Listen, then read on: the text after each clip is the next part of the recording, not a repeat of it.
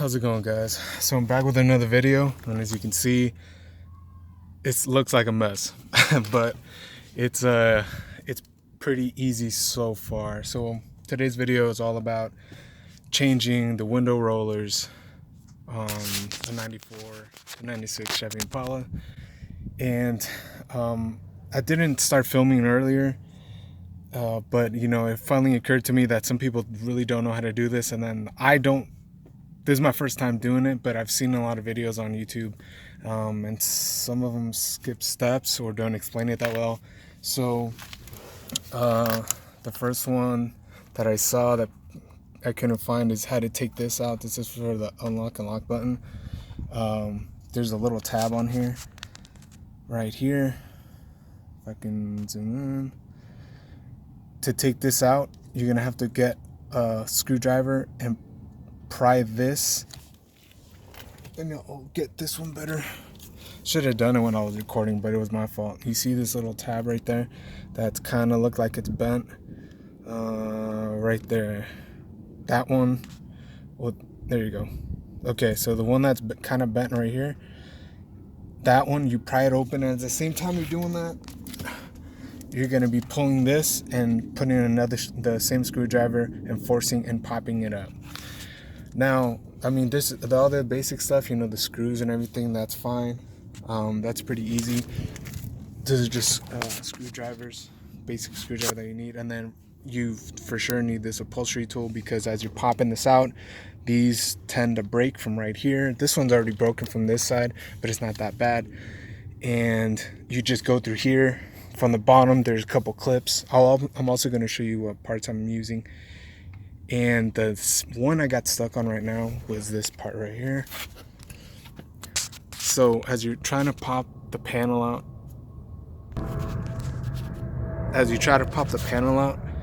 this right here, I'm going to point to it with my finger if I can get the camera right. So there's this tab right here.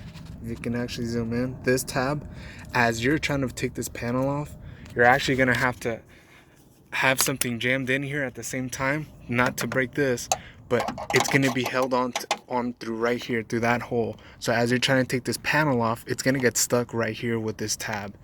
So this one right here.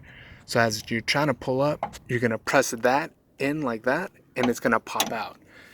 It took me about 15 minutes to figure that out.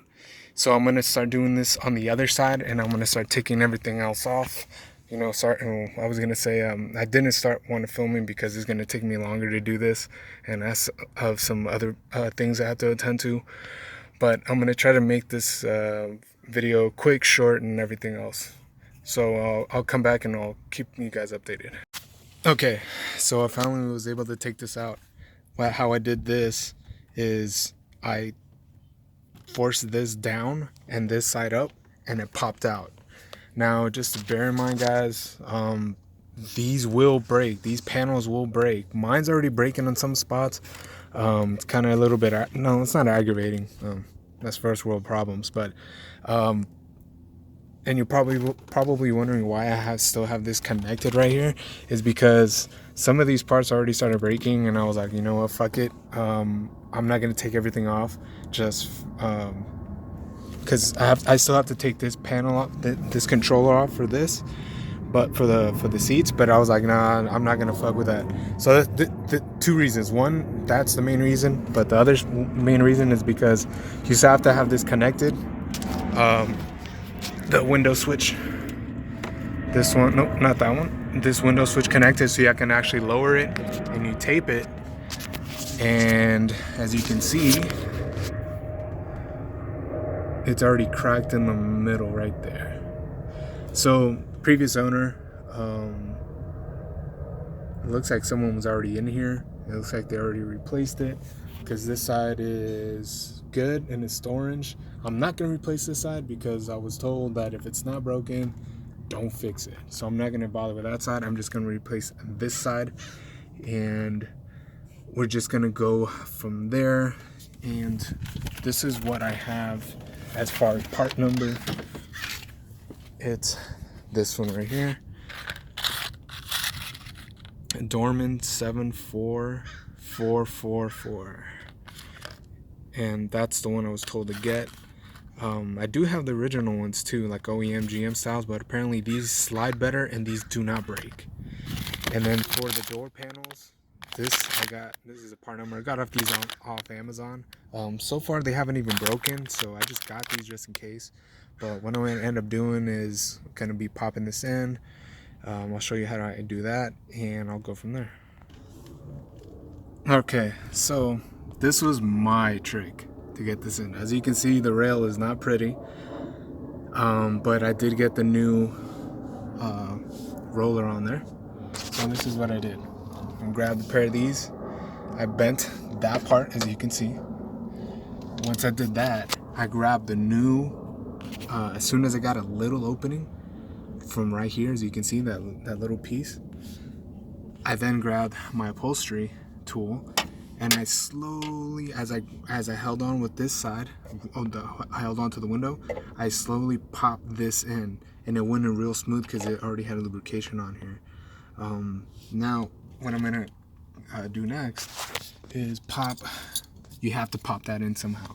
So I grabbed this little miniature 3-inch vise. I mean, not vise, but C-clamp, and I'm gonna pop that in.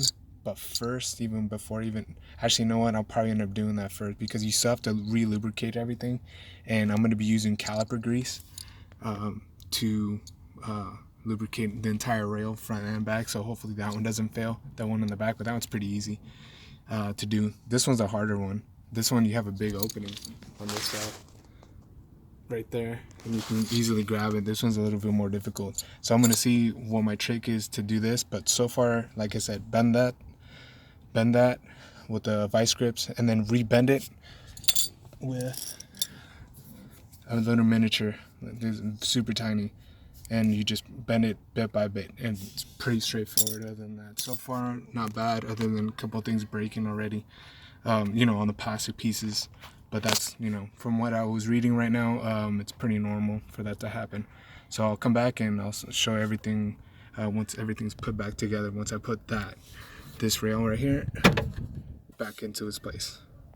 Okay, so I am back, and as you can see, or barely can see, I popped it right back in with that little C-clip.